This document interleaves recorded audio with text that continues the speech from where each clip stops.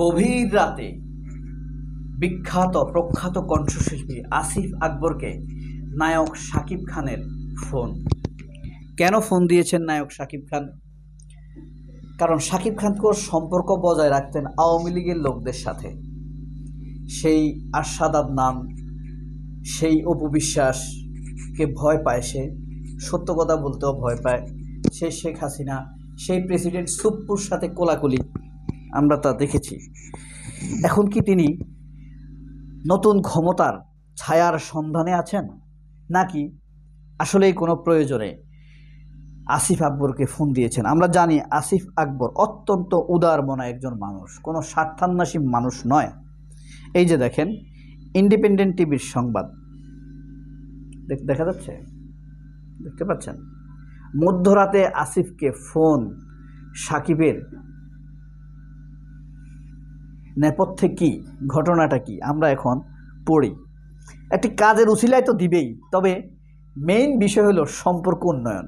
তার একটি ক্ষমতার ছায়া দরকার এখন। একসময় ইকবালের সাথে তার সম্পর্ক ভালো ছিল, তারপরে তার সম্পর্ক হলো খসরুর সাথে, তারপরে তার সম্পর্ক হলো মালেক আফসারির সাথে। মালেক আফসারির সাথে এখনও সম্পর্ক ভালো আছে। মালেক আফসারি অত্যন্ত ভালো মানুষ, উদারমনা, দার্শনিক, চলচ্চিত্রের দার্শনিক। তারপরে আছে তার সম্পর্ক হয়েছে আরশাদ আদনানের সাথে। তিনি সবসময় কিন্তু ক্ষমতার সাথে ছিলেন। তবে হ্যাঁ, আওয়ামী লীগ শাসনটা এত বিশ্রী নোংরা ছিল যে বিভিন্ন রকম চাঁদা ডোনেশন থেকে বাঁচার জন্য, মাফিয়াদের হাত থেকে বাঁচার জন্য কোনো ক্ষমতাবান লোকের আশ্রয়ে তাকে থাকতে হতো, এরকম হতে পারে। আমরা এটাকে খুব খারাপ দৃষ্টিতে দেখছি না। তবে হ্যাঁ, ইদানিং দেখা যাচ্ছে এই যে ধর্ষিতা আচিয়া, শিশু আচিয়া, তার জন্য আসিফ খুব উদ্বিগ্ন হয়েছেন, এই শাকিব খান। কিন্তু ছাত্র আন্দোলনে এতগুলো শিশু নিহত হয়েছে, 139 জন শিশু নিহত হয়েছে, প্রায় 2000-এর উপরে যুবক তরুণ নিহত, শহীদ হয়েছে, 40,000-এর মতো আহত হয়েছে। শাকিব খান কোনো রকম তাদের জন্য একটি সমবেদনা জানালেন, কন্ডোলেন্স জানালেন না। এটা আমার কাছে খুবই দুঃখজনক মনে হয়, প্রশ্নবিদ্ধ মনে হয়, এবং ফ্যাসিবাদী মেন্টালিটির মনে হয়, বা আওয়ামী মেন্টালিটির মনে হয়। আমি জানি না তিনি কোন মেন্টালিটির, তবে আমার কাছে মনে হয় এটা পাষণ্ড হৃদয়ের একটি কাজ। এত মানুষ শহীদ হয়েছে, এত ছাত্র শহীদ হয়েছে, 139 জন শিশু নিহত হয়েছে জুলাই আন্দোলনে। আমরা সাকিবের তাদের জন্য সমবেদনা দেখিনি, কিন্তু শিশু আসিয়ার জন্য তিনি জানিয়েছেন, যাক সেটি ভালো। দেখি আমরা আসিফ আকবরকে কেন তিনি ফোন দিয়েছেন গভীর রাতে। সম্প্রতি সঙ্গীতের যুবরাজ খ্যাত আসিফ আকবরের সঙ্গে মুঠোফোনে কথা বলেন ঢাকাই সুপারস্টার শাকিব খান। বেশ রাত করেই তাদের মধ্যে এই কথোপকথন হয়। এ সময় বরবাদ সিনেমার একটি গানের আসিফের কণ্ঠ দেওয়ার ব্যাপারে আলাপ হয়েছে। কদিন আগে লন্ডন থেকে দেশে ফিরেছেন আসিফ আকবর। ফিরেই ব্যস্ত হয়ে উঠেছেন গান আর কনসার্ট নিয়ে। বৃহস্পতিবার রাত প্রায় 12টার দিকে আসিফকে কল দিয়েছিলেন শাকিব খান। এ সময় তাদের মধ্যে বেশ কয়েক মিনিট কথা হয়। কি নিয়ে কথা হয়?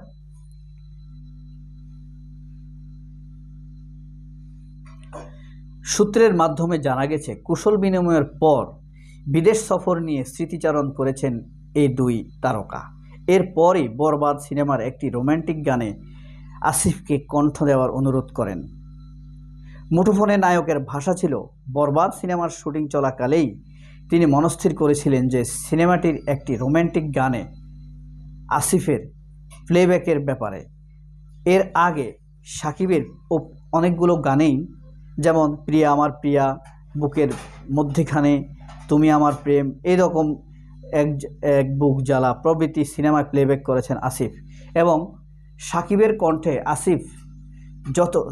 আসিফের কণ্ঠে সাকিব যতগুলো গানে ঠোঁট মিলিয়েছেন, সবগুলো সুপার ডুপার হিট, সবগুলো। আচ্ছা, শেষে আরও কিছু প্রশ্ন রাখবো, এটা পড়ে নেই। আরও জানা যায়, বরবাদ সিনেমার সব কাজই মোটামুটি শেষ, তবে রোমান্টিক এই গানটির দৃশ্য ধারণ বাকি আছে। প্রসঙ্গত, আসন্ন রোজার ঈদে বরবাদ মুক্তি পাওয়ার কথা রয়েছে। এই সিনেমায় আবারও শাকিব খানের সঙ্গী হয়েছেন পশ্চিমবঙ্গের ইদিকা পাল। এর আগে জুটিকে প্রিয়তমা চলচ্চিত্রে দেখা গিয়েছিল। সেই সিনেমার মাধ্যমেই বড় পর্দায় অভিষেক করেছিল ইদিকা। 18 কোটি টাকা বাজেটে নির্মিত হয়েছে বরবাদ রিয়েল এনার্জি প্রোডাকশনের ব্যানারে এটি প্রযোজনা করেছেন শাহরিন আক্তার সুমি। মেহেদী হাসান হৃদয় পরিচালিত বরবাদ চলচ্চিত্রে ইদিকা রয়েছে নিতু চলচ্চিত্রে। অন্যান্য ভূমিকায় রয়েছে শহীদুজ্জামান সেলিম, মিশা সওদাগর প্রমুখ। সম্প্রতি সিনেমাটির একটি টিজার প্রকাশ পেয়েছে, যাতে প্রশংসায় ভাসছে শাকিব খান। শাকিব খান বরাবরই ভালো নায়ক, প্রতিভাবান নায়ক, অসাধারণ নায়ক।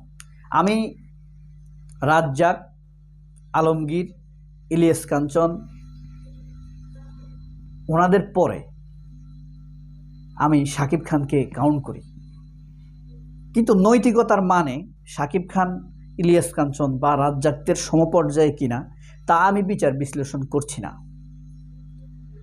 তবে নায়ক হিসাবে তাদের কাতারের কাউন্ট হবে শাকিব খান।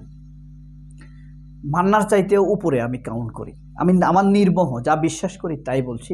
কেউ হার্ট হবেন না, আঘাত পাবেন না এটার জন্য। অনেকে মান্নার ভক্ত আছে, কেন শাকিব খানকে উপরে ধরা হচ্ছে। আসলে শাকিব খানের হিট সিনেমা এত বেশি যা বিস্ময়কর। মান্নার সাথে যদি তুলনা করি, জীবনের প্রথম 12 বছর মান্নার হিট সিনেমা ছিল খুবই সামান্য, একদম হাতে গোনা সামান্য। কারণ তখন তিনি 500 চরিত্রে অভিনয় করেছেন, সেকেন্ড হিরো, থার্ড হিরো পর্যন্ত অভিনয় করেছেন। এমন সিনেমা হয়েছে তাকে একবার দেখানো হয়েছে মাত্র। যে কারণে শাকিব খান কিন্তু এসেছেন একক নায়ক হিসাবে, সেকেন্ড লিড করেছেন একটি দুইটিতে।